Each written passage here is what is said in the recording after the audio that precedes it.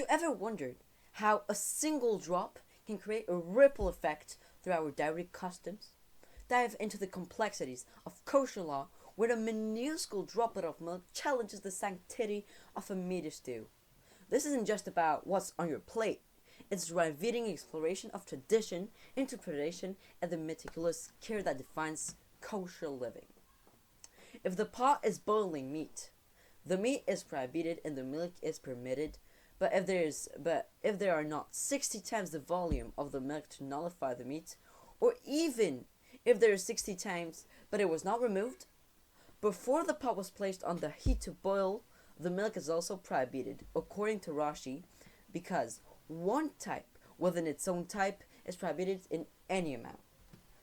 But according to Rabbinic time, a type within its own type is nullified with 60 times the volume, even if it wasn't removed beforehand. Since there's 60 times the volume, it is permitted. A drop of milk that falls into a piece of meat in the pot, and that if there is 60 times the volume to nullify the milk, it is permitted, and if not, it's prohibited. And the remainder in the pot does not combine with it to nullify the milk.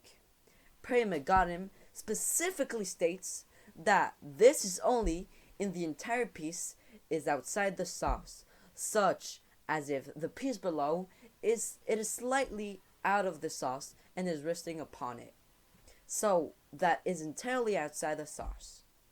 But if part of it is in the sauce, the boiling mixes that taste throughout the pot, and everything combines to nullify the milk.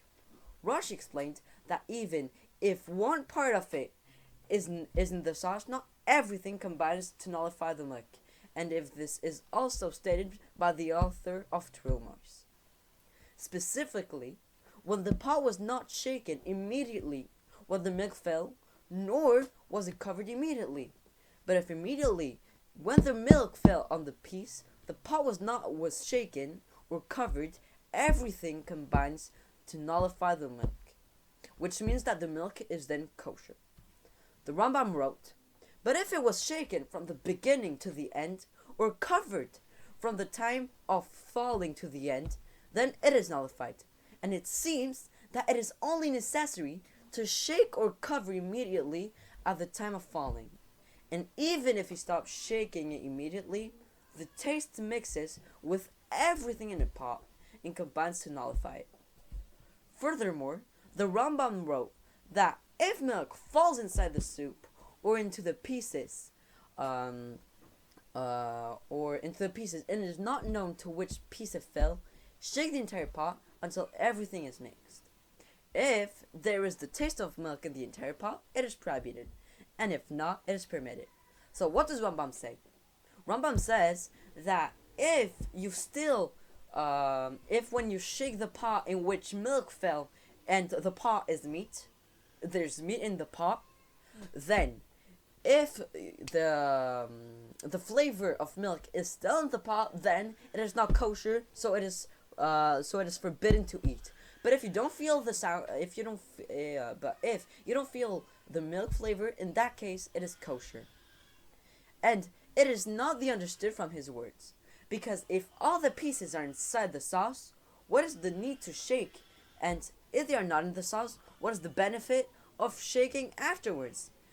And where the piece becomes prohibited because of the milk, the entire piece becomes prohibited, and it was cooked with others. 60 times the volume is needed to nullify all with 60 times the volume in other pieces. Still, everything is prohibited because the meat has already become entirely prohibited, and 60 times the volume is needed to nullify it all. So what this means is, if you still feel the flavor of milk when you shook the pot where the milk fell in meat, if there's 60 times the amount of meat, the milk, in that case you can eat it. You call that batal b'shishim. But if there's not 60 times the amount of milk, in that case it is forbidden to eat. It is not kosher. It is taref. If there is 60 times the volume in the entire pot, including the soup, meat, and spices, that means every ingredient you can find in the pot, to nullify what is in the pot, it is permitted, and it remains prohibited. And if she recognizes it, she throws it out, and the others are permitted. And if she does not recognize it, the sauce is permitted, and all the pieces are prohibited if the piece of prohibition is worthy of being honored. And this will be explained further in the laws of mixtures. So what does that mean? What does it mean that the piece of meat or milk is worthy of being honored?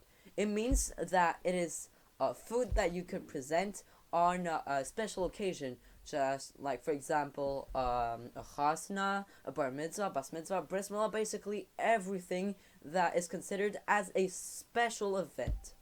But if it is not worthy of being honored, in that case, it is allowed to eat, which means it is kosher. And Rabbi Ephraim ruled that we do not say it is possible to squeeze it out. It is prohibited, except in the case of meat cooked in milk.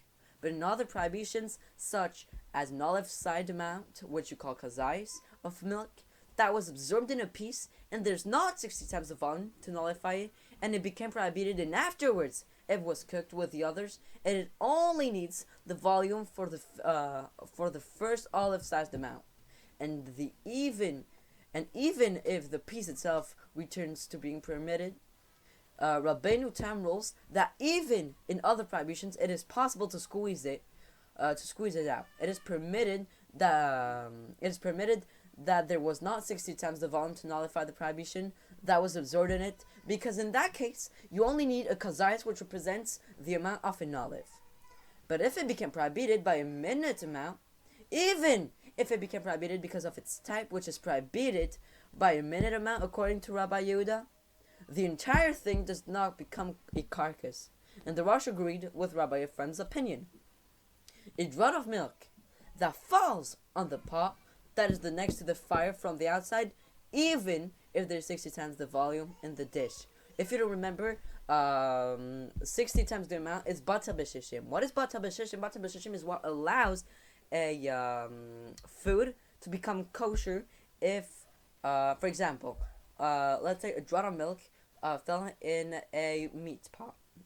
Then it is considered kosher only if there is 60 times the amount of meat than milk, which means that the pot needs to be 61 times bigger than the draught of milk.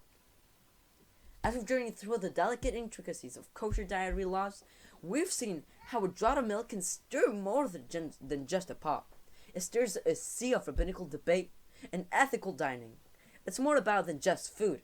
It's about the values we simmer in our homes and communities. If you're ready to get even deeper thoughts of this, SIMAN, you should consider subscribing and leaving a like and below this video, and make sure you leave a comment to tell me what next videos you would like me to do based on BASSAR VEHALAV.